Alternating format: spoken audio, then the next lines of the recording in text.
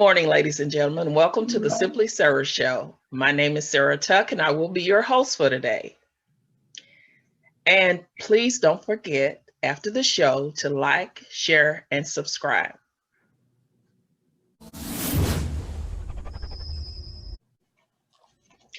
Welcome back to the show, everyone. And today we're having tea day. And I have asked these ladies to come on and join me. And I want to thank each and every one of you for coming on and joining me today.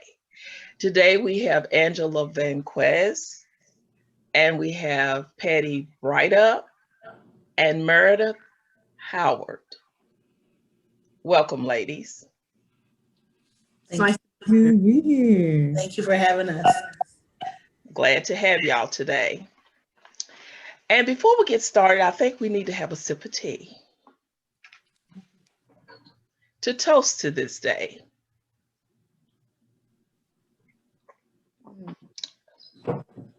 Oh, very refreshing.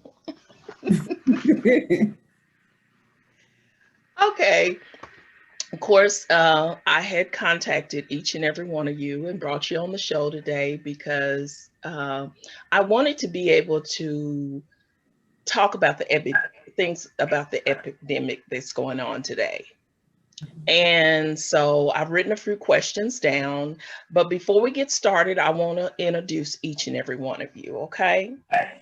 So first we're going to start with Angela Vasquez, and she is originally from Franklin, Kentucky, and she resides in Bowling Green, Kentucky for over the last 19 years.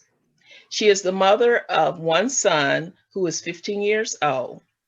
Angela specializes in working with male and female adults with intellectual disabilities. She is a supervisor at an adult training facility, along with being a family home provider for her adult female. She likes having fun and interacting with her family on special occasions and traveling when she can. So welcome again. Thank you. Thank you for having me. Mm-hmm. And secondly, we have Patty Brightup, and she is originally from Franklin, Kentucky also, and she lives in Gallatin, Tennessee now. She is the mother of two sons, and she was blessed with 5 grandbabies, boys. She is currently employed with the Tennessee Department of Transportation, better known as TDOT. She works in the computer field as an IT business analyst. While being raised in Franklin, Kentucky, she also graduated from the Franklin Simpson High School. She obtained a college degree in computer science from Western Kentucky University, and now she has been able to live in Virginia, Maryland, D.C. area, and Nashville, Tennessee. Gallatin, Tennessee, excuse me. Patty is a Christian and hopes to use her writing gift for the Lord more in the next 5 years.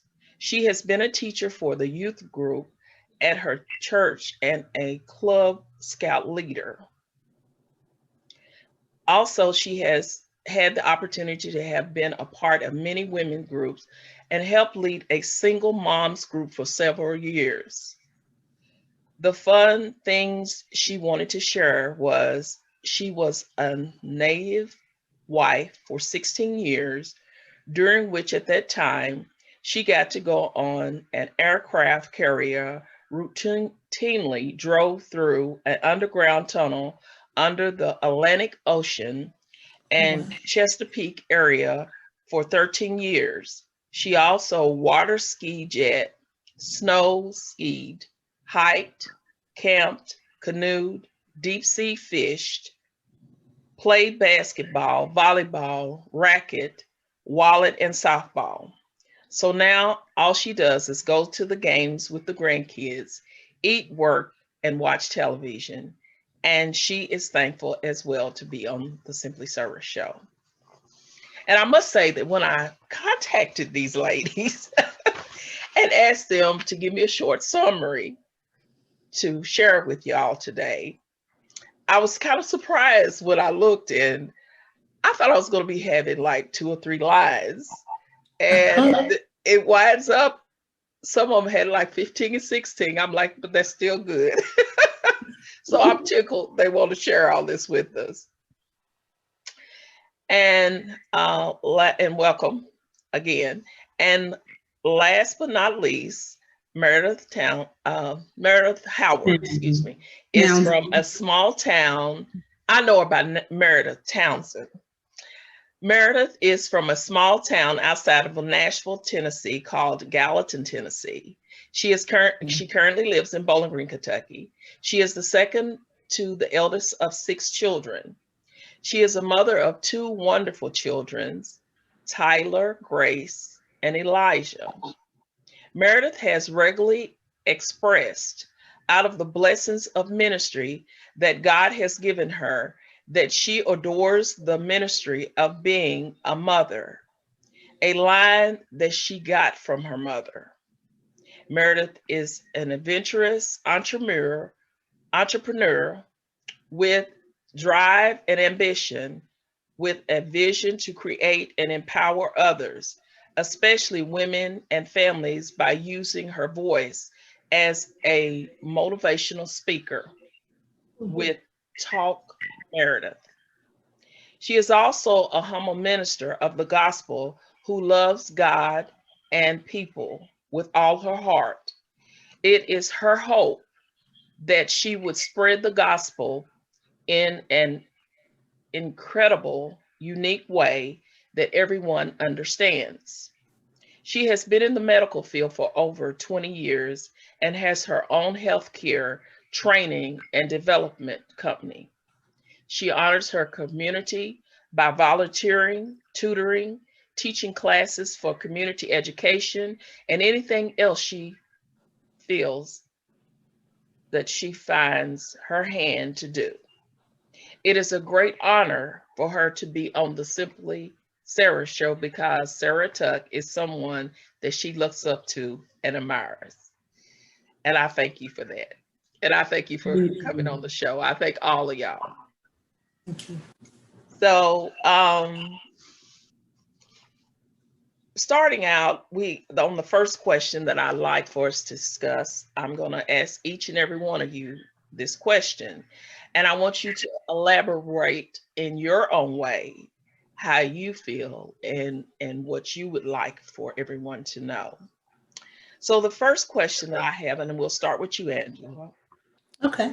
Is what are you doing to bring your family and friends back to a positive state of mind and trying to live a normal life since we've been going through this epidemic with the COVID virus? Well, pretty much through the pandemic and at this time, I believe in family. So we've actually been doing like a lot of games. I've been learning how to make dishes as well, to provide little samples along the way to kind of get us through. As well, there's like some activities that I've been doing with my individual that I do have in the home. Just trying to stay upbeat and just trying to keep us on track as if the best we can, like nothing has changed. Mainly just trying to have small events. We've been keeping it very small and we've been missing seeing some people attend. But mainly just small gatherings, learning new games, and cooking different dishes.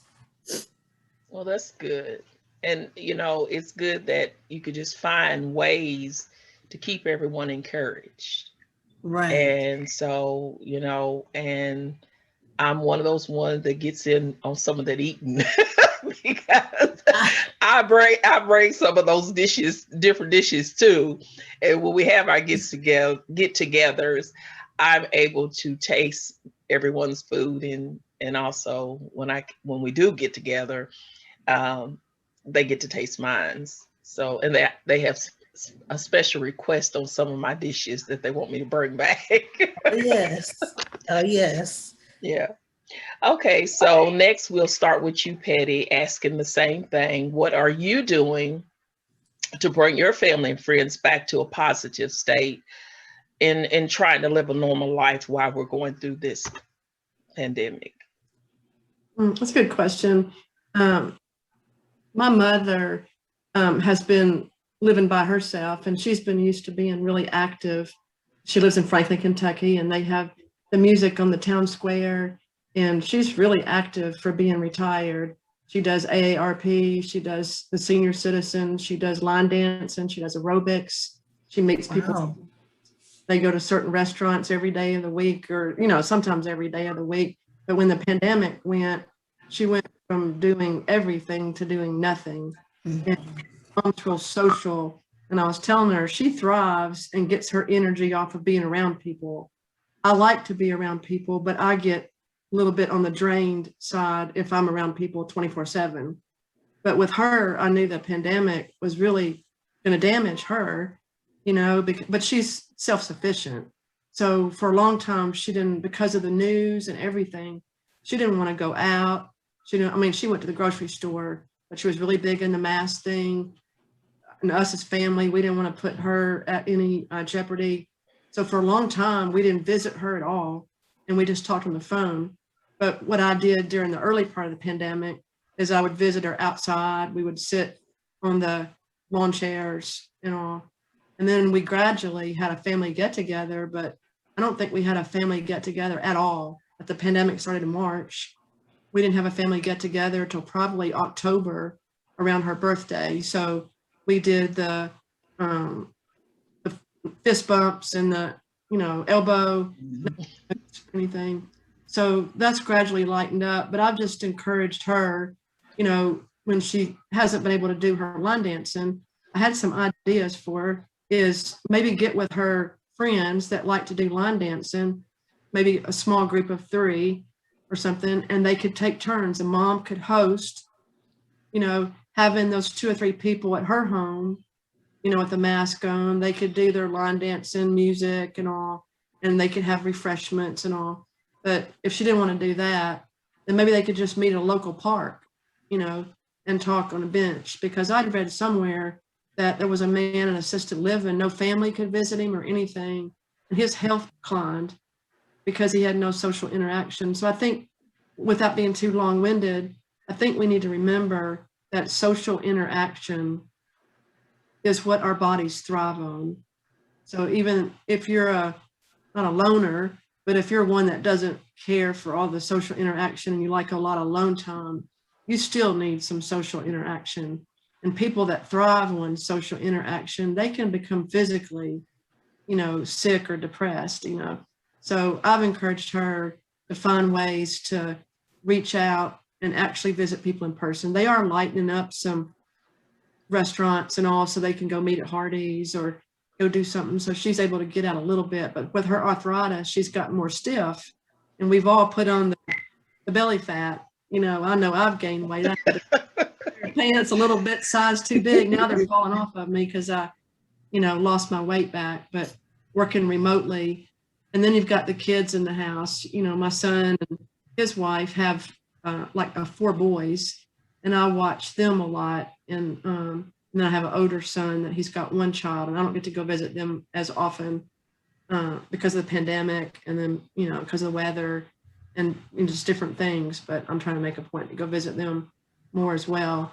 But these people that are home with children, you know, not in school, you know, with the remote learning, I don't know how they did it, because that would eventually, you know, make you go out of your mind if you were used to having kids in school and you didn't. So I think ways I've done personally is I've never been able to work remotely out of the 30-something years I've been in the computer field until this last 2 years.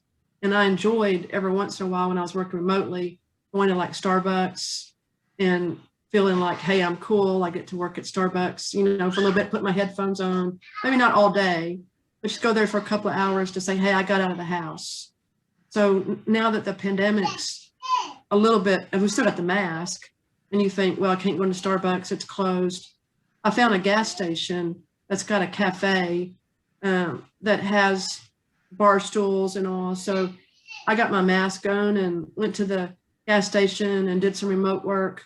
just in a different spot than my own home, because I've been working 5 days a week at home now, not getting out at all, where I was always used to going downtown Nashville every day, riding the shuttle, you know, getting to interact with people.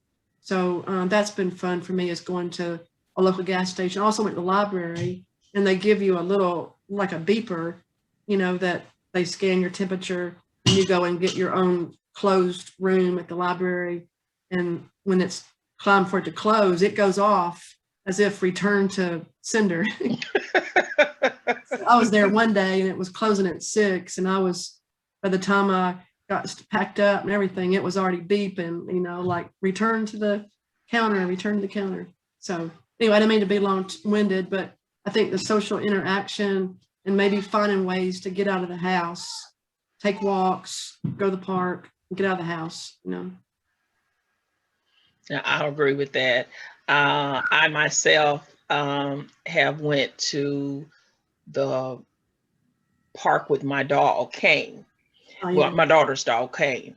And, you know, I let him get out and play and run, and I walk a little bit. So I think, you know, like you said, me being in the medical field previously, it's good that you get out and you're able to exercise, because with this going on and staying in the house, your joints tend to get stiff. Yes. And you're not as movable and mobile as you should be. And being out, being able to walk, or either turning on a channel where there's exercise program going on, and you can exercise with them, and you know, doing things like that helps you, you know, be movable. And even though you're not interacting with the people directly, seeing them on there and you exercise, and you still having some type of interaction. So, you know, and then like you said, if you could visit somebody and sit on the porch or somewhere and spaced out and keep your mask on, I think that helps a lot too. Okay, and thank you for that. And so next, we'll ask you, Miss Meredith, the same. What are you doing to bring your family and friends back to a positive state while this epidemic is going on, to live a normal life again? Well, I'm like what you said, Miss Patty. I thrive on interaction with people. So that's my whole business. I'm an introvert but extrovert, if that makes any sense. But what I have been doing before the pandemic, and what I have found during the pandemic, is people have had enough time to reflect on self. They've had a lot of time to just think. And when you sit down and you actually are able to think, you go kind of stir crazy, because you don't have anything to really think about. So, I mean, people have been working on themselves. They've been working on their weight. They've been different things that they haven't been having the time to do. They've had the time to do now. So I think that was my thing. I was running so much. I ran 1,000 miles per hour, and I wasn't able to really think. So when I got the first go around, I was laid off, and then my training business, I had to shut them down because we couldn't be in close proximity of each other and everything. So when I was reverted back home, Talk Meredith was only an idea before pandemic, but I saw so many people being disheartened. They were depressed. They were going through so much stuff that they weren't going through before, because they was running around and they didn't have time to actually process what was going on with them. They didn't have time to process their divorce, or their child passing away, or their child being sick, or somebody's being in the hospital. They didn't have time processing all the stuff that was going on with them, because they was going 1,000 miles per hour. So what I did, I put Talk Meredith into full effect. And it's mostly encouragement to other people.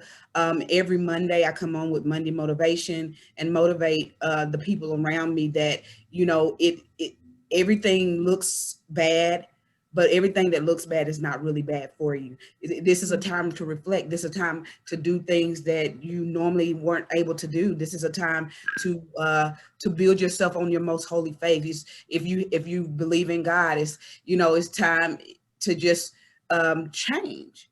A lot of people didn't even realize some of the things that they did normally, or were in that type of state. But at that time, they were able to sit down and process. So then I just started motivating people, and I started with affirmations, telling ourselves what we really are, what God said we are. Sometimes people have been so many years beating themselves down. I'm this, I'm that, I'm that, but never have spoken life to themselves. So it was my mission to speak life into the community, speak life to everybody I see. I don't care if I'm at the store, I go out of my way. How are you doing? You are wonderful. You are this, and people look at me like, but then they leave me with a smile on their face. So that was my mission during the pandemic. If I couldn't do anything else, I didn't have enough money to do things. So my voice was what I had. So that's what I used. And also early on in the pandemic, I started changing my life, changing my diet, eating habits and everything. And I started cooking for other people and leaving it on their porches, and, cooking keto meals that people normally love. I took stuff that, like really my mom's recipes that we loved, but was like real fattening, and changed them into a healthy meal, and started leaving them on people's porches and meal prepping for people. And the people who were going to work, they had food to take with them to work that was still healthy, and they could still, function through the day, because at the beginning, only people who were essential were going to work. So cooking meals for them, and that was just how my part of what I could do, of what my hands could do. And then I encouraged other people to do what your hands could do. Like my brother, he would go to the elderly, their houses, and fix different things that they needed and stuff on the outside of their house, mow their yard, whatever needed to be done. He was doing it for people, and that made them smile. So whatever makes you smile, I felt like that's what you should do. And you might not be able to do what I do, and I might not be able to do what you do, but if we all join together and do something, it can work. So that was kind of what I did. And I'm still going strong, and hopefully the other people that were with me still going strong. And we just got to keep each other up. We got to hold each other up during this time, because it's not only one person going through it, it's all of us. We got to bind together, and if we do, we can make it work. Well, we thank you for that. And, that's the one reason why I developed this show, so that we could be able to help each other. And the things that people see and the things that people say, I, like I said, had been in the medical field too, as well. And like you said, delivering food, even if they just have that much contact, where you deliver the food and then stand back and talk to them when they come out to get it. At least they look for you on certain times of the day, or how many weeks that you bring it to them, to have that interaction with you. A lot of people are going through, like you said, depression in this time. So I think with maybe hearing some of these things, it might give them some ideas that they might be able to want to do some of these things and help them get out of the depression state that they're maybe in. There's a lot of ways that we can all pull together and help each other, by giving a phone call every now and then. Maybe somebody you haven't even talked to in a long time. Just calling them and let them know, I was just thinking about you, and I just wanted to let you know that you're special today, and I love you. And but they got to pick up the phone. Some people, they won't even pick up the phone, especially if they don't know your number. But if they do, it's a lot that we can do through the phones. And like I said, even if we knock on the door and just leave something on the door, leave a card on the door, we could fix up a card and just take a day and say, I'm just going to deliver cards to people, and just take a piece of tape, put it to it, and just hang it on the door. And that once they look out or get ready to go out and they see that and they open it up, like you said, a smile would come over their face, and they'll just be surprised. There's just so many things that we can do to uplift one another. instead of some people tearing down one another. Mhm. And that's just my personal thought. I see Angela had to leave us, so we're going to take a quick break here for a few minutes, and then we'll be right back.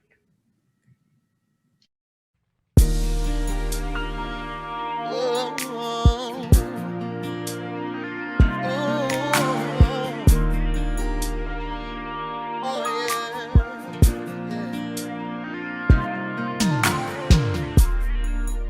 After all the love I gave you, after giving life to save you, how you stood there and denied me, how you chose to crucify me. I only came because I loved you, and I was always thinking of you. Welcome back, everyone, to the Simply Server Show. We're having tea day today, and we're talking about the things that we can do to help while we're going through the pandemic. And the next question that I wanted to ask the ladies is, what would be an idea you could suggest to others to encourage others to adjust to accepting our new way of living? Miss Patty? That's a good question. Well, it looks like the masks are going to be around for a while. I read somewhere, some of the states are lifting the ban, which is not making the national level happy because they're trying to keep the ban out there, the mask mandate, I mean.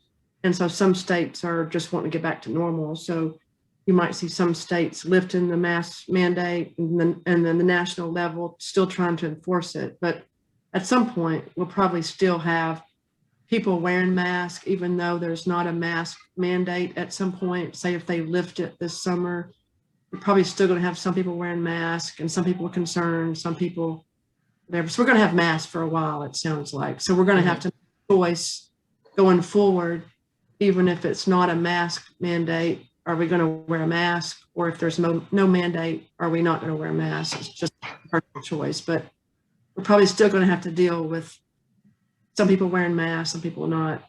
So I guess if we're going to adjust, we have to probably realize going forward, even if we don't have a mask mandate, maybe the importance of keeping our social distance, even though there's not a mask mandate, maybe not,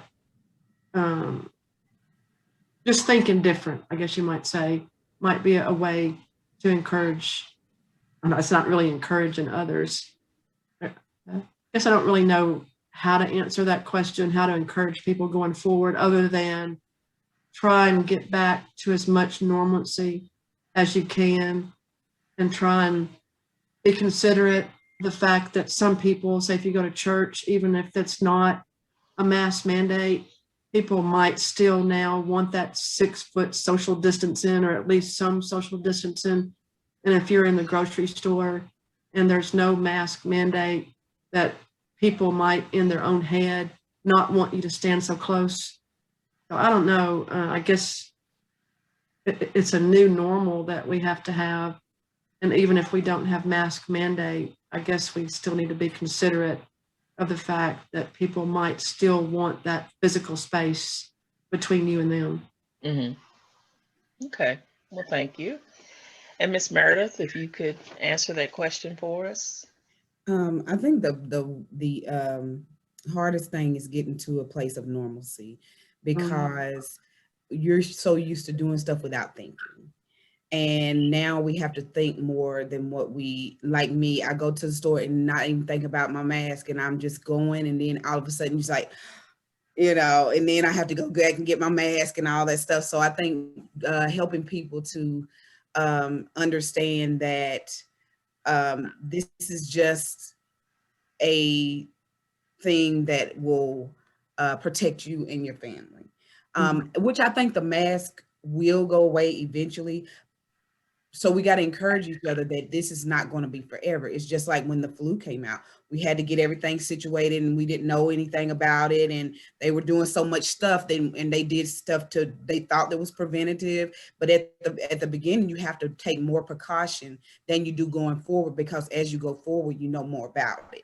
So once you know, I try to encourage people that, hey, it's not going to be like this always. We're going to find something, everything's going to get back to almost a place of normalcy. However, I think as far as business world and all of that, we're going to continue to be online. We're going to continue. I encourage people, go learn computers, learn, about, what your community is actually doing about the pandemic. We have resources here in Bowling Green. We have resources in Franklin and different other places.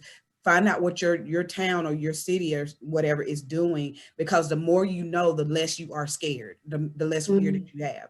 So there's stuff that they're not putting out on the news, but they are resources here. So go and find out what's going on. Go to Google it and everything in your town. What are they doing? What progression are we making? Get yourself acclimated to everything. Get as much knowledge as you can, because you'll continue to live in fear if you don't know what's going on or you don't try to figure out what's going on. So you need to have as much knowledge as you can, so that you'll know if things are getting back to a certain state, or is it these things are going to stay in place, or what's going to happen. So I encourage people to get knowledge, because knowledge is power and you can do something with it if you have it. So it's a lot that and use your social media platforms. Everybody, a lot of people who know different things or who work in different sectors, who are friends of yours, reach out to them. Use your social media platforms. Use your platforms to do positive things. I have now a positive vibes challenge where I encourage everybody, don't put nothing about nobody fighting or you mad at this one or whatever. Push stuff, love, push all the things that'll make somebody smile, or push positivity, and leave all the negative stuff alone, because we're getting bogged down with so much stuff and so much information, misinformation, that we are some people are debilitated to their homes and they don't go anywhere or do anything. So you got to kind of gradually get yourself acclimated to what's going on. However, we can't live in fear all our lives. You got to get out there. You got to understand what's going on so that you can get back to a place of your normalcy. And I also encourage people to, in your own home, create a sense of normalcy with your kids and your family and everything. You all create your boundaries and what you want. They can tell you what to do, but you got to create your own boundaries. If you don't want people to come to your house, that's fine. If you don't want this or that, that's fine. But create your own sense of boundaries and create your own sense. That way you feel like you're in control. So if you feel like that you're in control, because right now I feel like I'm in control of my, where I am. So if I feel like that I'm in control, then I can maneuver better. And I'm less fearful. I'm less, because I got a sense of control, because I've educated myself on what to do, what not to do, and how. And I also educated myself on the flu, when that came out, because it's kind of the same. So, you got to kind of create your own bubble, so to speak. That way that you can set your boundaries and you feel that you are in control of the situation. So then that's what I've been kind of encouraging people to do, to get your stance back, get your smile back, get yourself back in the game, because you're not out, you're not counted out yet. You in the game. So create your own, what you want to do. And while you was talking, I thought of a couple things. A lot of people might not have access to a computer or know how to even operate one. So there's a couple of ways that they can be able to do that. They can go to the library, because most of the libraries now are opening up. Like Patty had said earlier, they have private rooms that you can go in. And so someone can help you there get on, and you can watch things and learn out more what's going on. And you can also take and, like, there's FaceTime on a lot of the phones. So if you pair up with some people, they can FaceTime it on a channel or either on the computer and let you see it.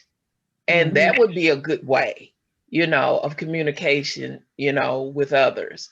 So there's that again is going back to interacting with, others, so that, it'll keep you involved in what's going on, and you won't feel like you in the dark and you won't know what's going on. This way you'll be able to interact with others and know what's going on. Right. So that's very good. Our last question is, what would you like to see when the pandemic eases up to take place in our world today? Patty? I don't know, I'd like to see it return to normal. I guess I remember seeing a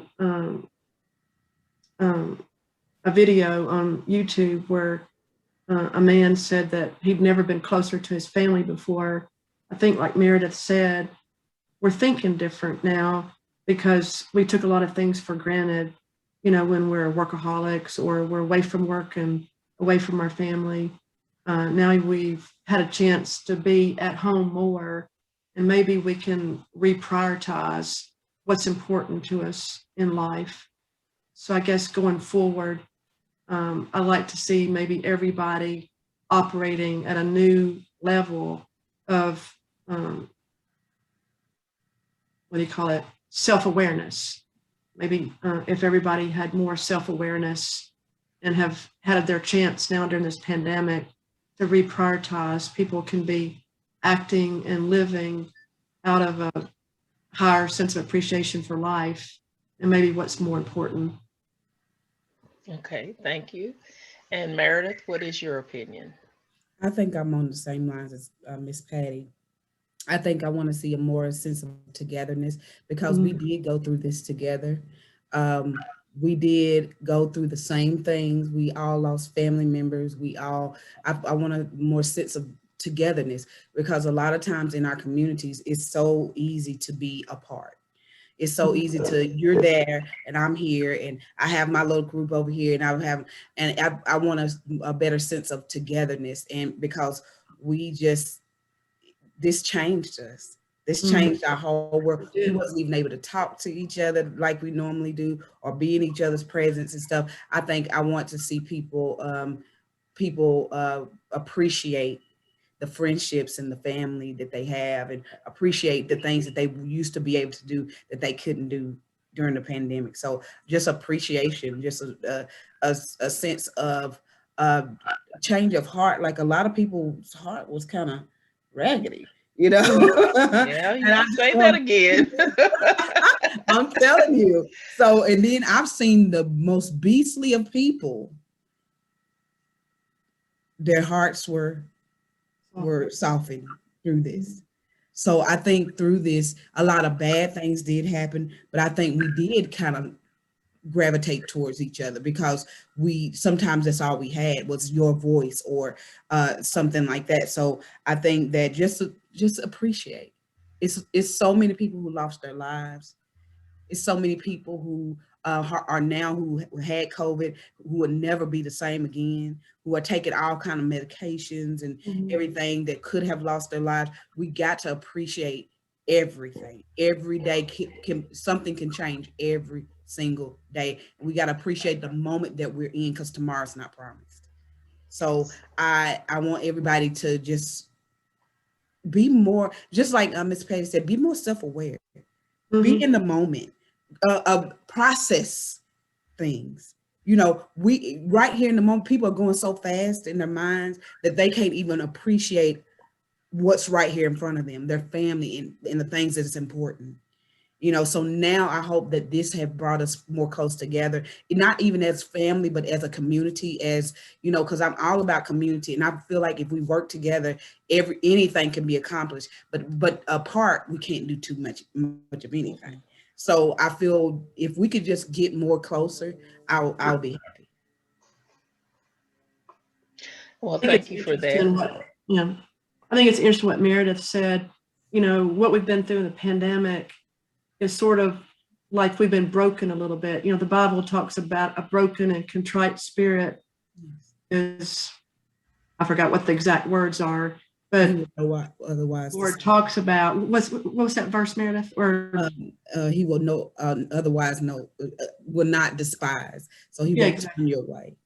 Yeah. So I think when we had the 9/11, everybody grieved together.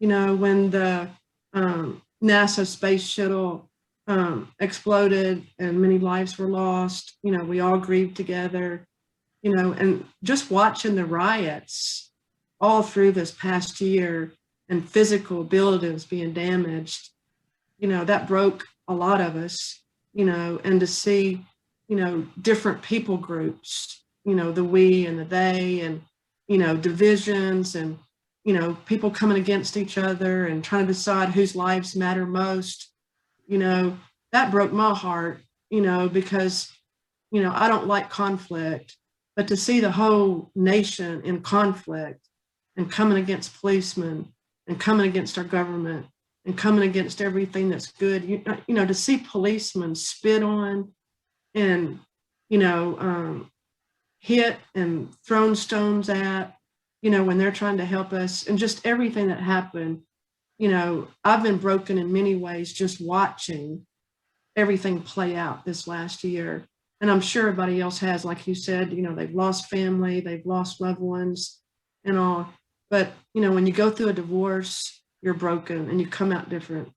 You know, you realize maybe, you know, maybe the good qualities that you see in the other person, the good qualities that I had, the good qualities they had, you know, that then you start to reevaluate things. You know, when you lose a loved one, you realize how special they were, and maybe the times that you took for granted and the moments that you missed.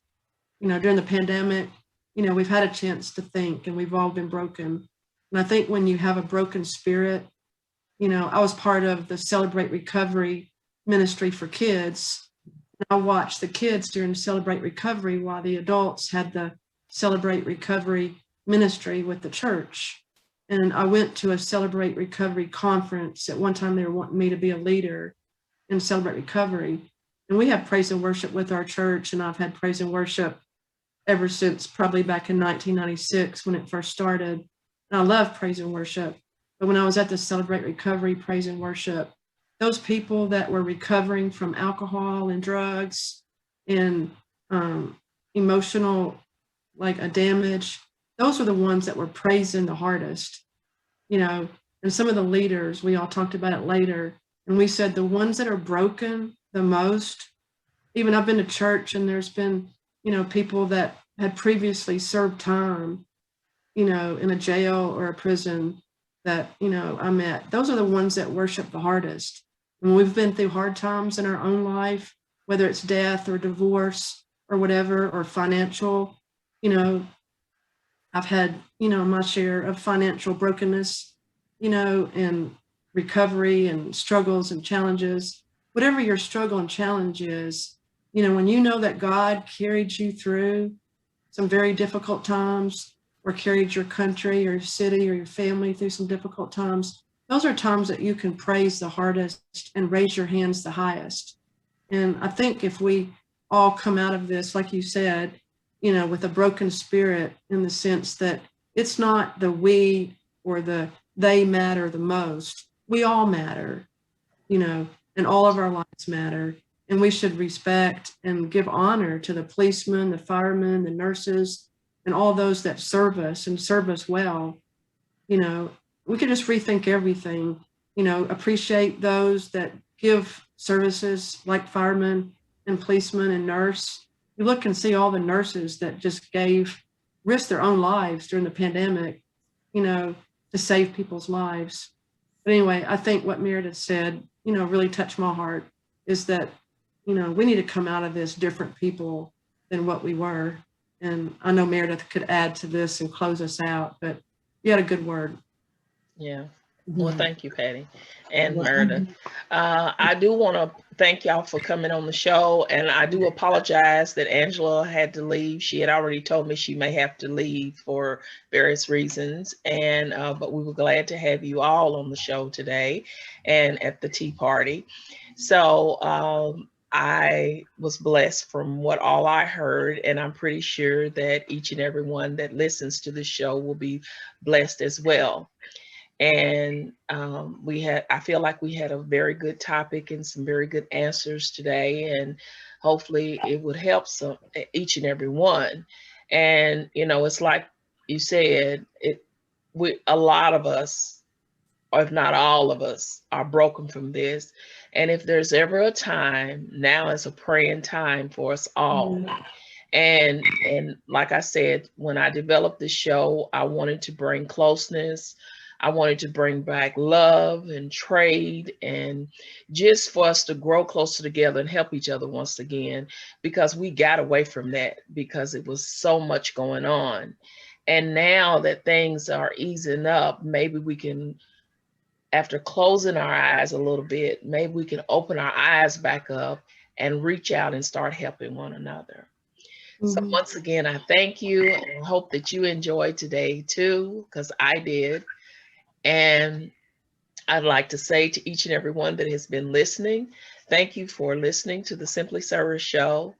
And if you'd like to leave any comments, I also leave the email address at the end of the show. You can email me, or you can also on YouTube, you can like, share, and subscribe, and let us know how you like the show and what's going on, or if there's a topic that you would like to see us talk about, please let us know, and we'll be more than glad to do that. So once again, until we meet again, thank you, and I would love to have y'all to continue to follow us. Sincerely, Sarah Tuck. Thank you, ladies. Thanks for having us. That was fun. Yes, it was. It was really good.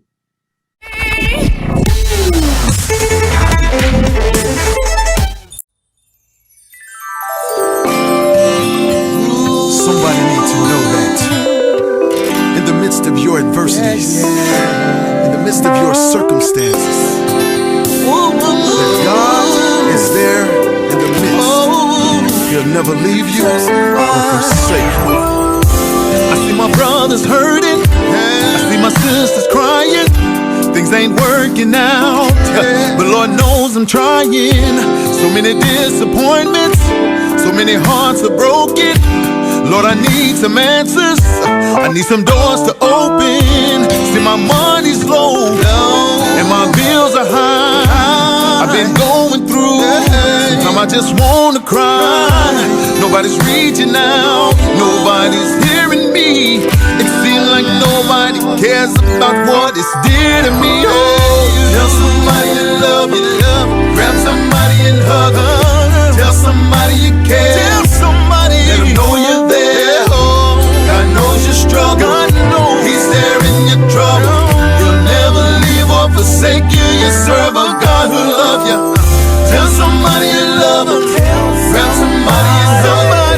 Tell somebody you care, let them know you're there. God knows your struggle, He's there in your trouble. He'll never leave or forsake you. You serve a God who loves you. I'm trying to keep a smile in the midst of trouble. Why is life so tough, man? Why do I have to struggle?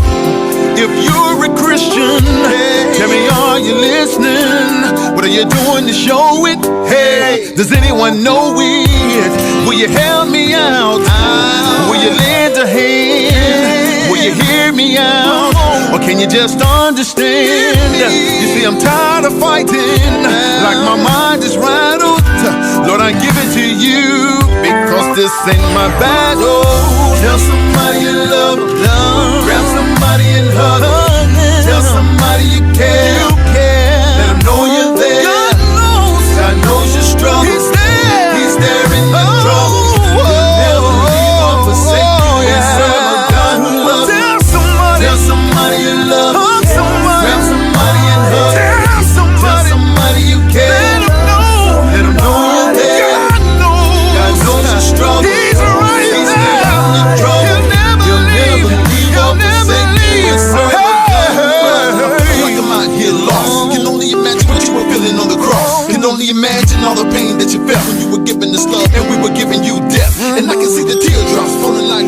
stops and they can't stop for this ill spot. Heaven is the main spot. You show me love and that's why I trust ya. You pave the way and I just wanna touch ya. I feel like I'm falling too fast. I can't see the light. How long will it last? I'm about to lose my mind when these thoughts go away. The devil sneaks in, but I gotta still pray anyway. Lord, I'm depending on you. It's okay. I know you're gonna help me make it through in this day. And when I don't know what to do, I fall to my knees and pray.